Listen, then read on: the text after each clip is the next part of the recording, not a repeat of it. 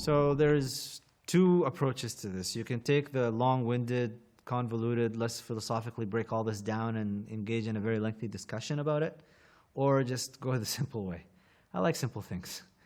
There are two ways of approaching science. You can either approach it as an instrumentalist or as a realist. The instrumentalist approach of science is to basically engage in the process and do the experiments. The whole engagement of the scientific process is still the same. The scientific method and how you come up with answers and certain beliefs about how the world works and the patterns that you identify from the world. It's the same process. I'm talking now about the overall conclusion from it. And I think it's a breakdown between accepting versus believing. You can accept the conclusions that are derived from the scientific method that tell you certain things about the world, certain patterns about the world, that allow you to predict certain events, that tells you a narrative about how the world functions. You can accept that, and these are models that we make. These are intellectual constructs that we come up with based on the findings that we have from science, which is a human process, okay? You can accept them as an instrumentalist in the sense that you can utilize these things to benefit you, to come up with technology, for example. Or you can approach it as a realist. What you find from these things is the true state of the world. This is exactly how they are. This is real. It's telling me reality as such. If you do that, you're going to have clashes because you have a source that is telling you certain things. The Quran, the Hadith, they're telling you certain things about the world. The Prophet ﷺ did tell us some things about the world and how it is. There is obviously the element of interpretation that comes about, where knowledge of the Arabic, knowledge of the greater body of the corpus of Hadith, the tradition, the approach to it itself, the interpretive methodologies that will give you multitudes of meanings in certain cases that you can entertain one or the other or whatever. That's not really my interest here. My interest is specifically about science itself. The clash comes about when you elevate science, which is how do we put this in a clear way? Science is the human activity of investigating patterns and identifying patterns in the world as we can measure them using available technology. That is science. The models that we construct, which we call theories, are groupings of these patterns in a semi-coherent fashion that allow us to then instrumentalize, utilize these theories so that we can come up with conclusions and serve our needs in the world. That's the process. What you have to remember is that you are limited by two things. Your experience of the world, you haven't measured everything, and technology. Every generation or so, there is some sort of a technological revolution that begins to reveal aspects and dimensions of the world that we didn't know existed. Simple example that everybody gets taught in high school probably or middle school now is the invention of the microscope. Before the microscope, people thought the smallest thing was the cell, for example. And then you get into the microscope and then you find out, oh, the cell actually has things inside of it that we can study. Even microscopes, you go from the light microscope to the electron microscope, you're going to have dimensions of reality that reveal themselves to you that it was just technology that gave it to you. Now, if you come to people that were present before this technological revolutions, they would not accept what you say today about reality. And if you lived back then with them, you also wouldn't accept it. You might accept it in the realm of possibilities, but you haven't measured it, you haven't seen it, so you don't know that it exists. Same thing for us and the future. I think it's hubristic of us to treat science as realists.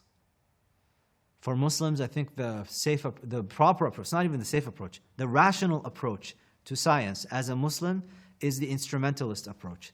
It's the idea that I take whatever constructs that we come up with, hey, within this realm, this theory functions well, it works well, when I say semi-coherent, I mean that it still has deficiencies, and these deficiencies are actually a byproduct of our technological limitations as well as our experiential limitations. We're not measuring everything. There was a statistic that I read a while back. I don't imagine that it's changed much. It said that it was from the U.S. Department of Environmental of the Environment or something like that. And what they said was 70% of life is in the ocean, and we have only explored 5% of the ocean. So when we're talking about life and biology, I think it's a little rich to make grandiose claims about the nature of life, biologically speaking, in a quantitative fashion, in absolute terms, when 70% of it is in the ocean, and you've only looked at 5 to 10% of the ocean. There's obviously more to say about that, but I just want to get the approach kind of. We get lost. I think the problem is we get lost in details whenever the subject of religion and science comes up, and we forget that we haven't even validated the paradigm. You need to validate the paradigm itself that you're operating within. Is this paradigm a logically proper paradigm to operate within or not? So that's one aspect. The other aspect is you have to recognize that when people speak about science and religion, they're not speaking about science and religion, they're speaking about philosophical naturalism. They're speaking about all that exists are things that can be measured, whether with current technology or with future technology.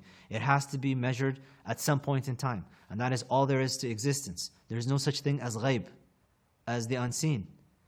And they equivocate between quality and quantity. The two things are the same. So when I look at somebody's brain activity, and I say I'm looking at their thoughts, that's not really true. When I say I'm looking at brain activity, I'm just looking at brain activity. That doesn't mean I'm looking at their thoughts. Thought is a quality. Can you tell somebody if they're in love just by measuring certain areas of the brain? No, you can't. Love is a quality. It's an experience. It's in the realm of phenomenology. It's something else. But if you talk about science versus religion, one of the first things that you're assuming and you're expecting people to accept without question is that love and sodium ions flowing through AMPA receptors channels and NMDA channels in the brain, in the limbic system, they're the same thing. That's love. Sodium and potassium flowing in and out, and calcium going through signal cascades, and oxytocin that is being released, and that's love. You're asking people to accept that a priori without telling them. That's the thing. You have to deconstruct the discourse, science versus religion, into the paradigms, first of all, that they're operating within and the philosophical assumptions that they're making. And once you do, that's when you'll start to realize that actually there's no clash between the two fields. It's a clash between worldviews. It's a clash between kufr and iman. That's really the clash. It's not a clash between science and religion. In fact, most scientists, historically speaking, have been religious. And even today, there is a lie that keeps perpetuating that most scientists are atheists. If you look at the last poll done on this, by the way, only 17% of scientists identify themselves as atheists. The rest identify themselves on a spectrum. But outright atheists, most scientists are not. I hope that answers the question. I mean, that's really all there is to say about it. It's not as complicated or as scary of a subject as people try to make it to be. It's very simple. The conflict is between iman and kufr. It's not between religion and science. And the language people use, they're trying to just, they're sneaking it in underneath and say it's either you choose science or religion. No, they're telling you either you choose faith or disbelief.